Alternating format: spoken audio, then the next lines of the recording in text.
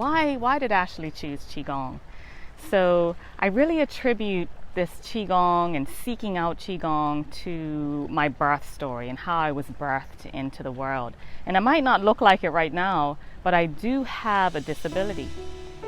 That disability is called cerebral palsy.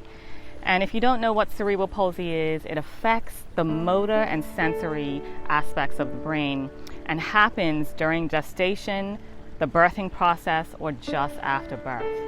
So around 6 months along, my mom experienced a really traumatic event in her life, and it really affected her physically to the point where after this event, a few weeks later, she was feeling labor pains at 7 months in. So on December 20th, 1984, she walked into the hospital and the nurses forgot to take her blood work. And I mention this because the next morning, on December 21st, 1984, it turned into an emergency when the doctor came in, checked her charts, ordered the blood work finally, and it came that my mom's blood count was down by half. Okay? So as she was wheeled into the emergency room, the doctor looked at her and said, you know, your baby has a 50-50 chance to survive. And luckily, here I am, standing right in front of you, right? We made it, I survived. And I'm so grateful for the doctors. I was in an incubator for 2 weeks, and my mom took me home and loved me as much as she could, you know, as for the circumstances. So the injury that happened in gestation, during birth, or just after birth, started to show up when I was about 1 year old, and I started to start moving and trying to walk. I was walking on my toes. I was a toe walker. And my mom immediately sensed that something was wrong. You know, there was an issue.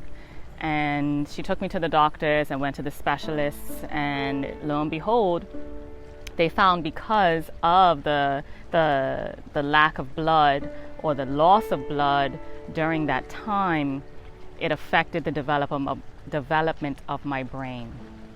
And I came out with a mild case of cerebral palsy. So the doctors put me in casts from the knees down, stretched out the back of my leg into my calf and into my heel, and I was able to regain a lot of those motor skills that otherwise probably would have been lost or paralyzed or constricted. I lucked out. I had a mild case of cerebral palsy. So growing up, I was very active. I was in dance, music, drama.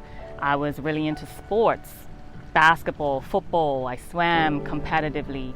And the body is a really, really amazing thing, because I was able to compensate through these, you know, this feeling of paralysis that was deep inside of my body. And my body was able to compensate, my muscles, my joints were able to compensate for me to be active and be out there. But it took a toll, right?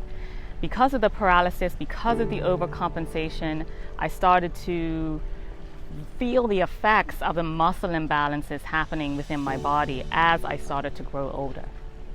Knowing that I really needed a practice, a physical practice, I needed to stay active, because that's what they recommend with cerebral palsy, you know, like keep the limbs active, keep the energy flowing. But at the same time, I realized that I was very sensitive. My body, you know, my joints, my muscles, they really needed to be nourished and taken care of versus doing high interval impact training or going to the gym and lifting weights and putting a lot of pressure on my joints. So fast forward to 2016, when I was reintroduced to my Sifu and was learning about Qigong and the benefits, I really needed a one-size-fits-all approach. I needed some gentle movements that were nourishing the whole of my body, aka the meridians, the organs, the joints, and in a way that was a low-impact way that I wouldn't deteriorate my body over time. I would actually strengthen it and make it better. Okay?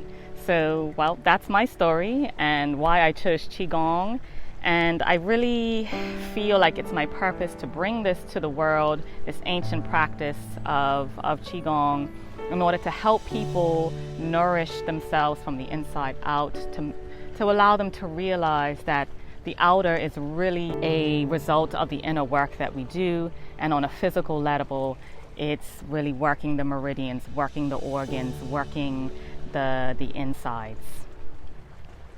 All right, so I hope you enjoyed this story, and let's dive in and get into some Qigong dancing.